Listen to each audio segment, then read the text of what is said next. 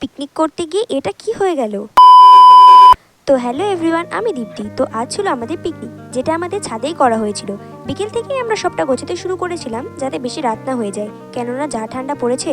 চলো তোমাদেরকে এবার রাতের ভিউটা দেখাই। দেখলে সবটাই গরিবের জোগাড়।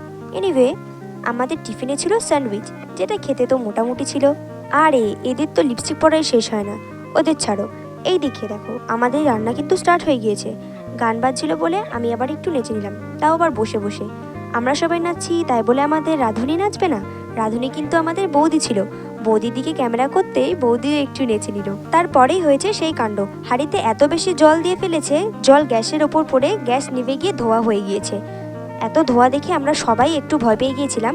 আবার ট্রাই করার পর গ্যাস জ্বালিয়ে রান্না শুরু করা হলো। আমাদের মেনুতে ছিল বিরিয়ানি। সবশেষে বিরিয়ানি খেয়ে একটু ডান্স করে আমাদের পিকনিক ডান। আর আমার ব্লগটাও এতটুকুই। ভালো লাগলে লাইক, কমেন্ট আর চ্যানেলটা সাবস্ক্রাইব করে দিও।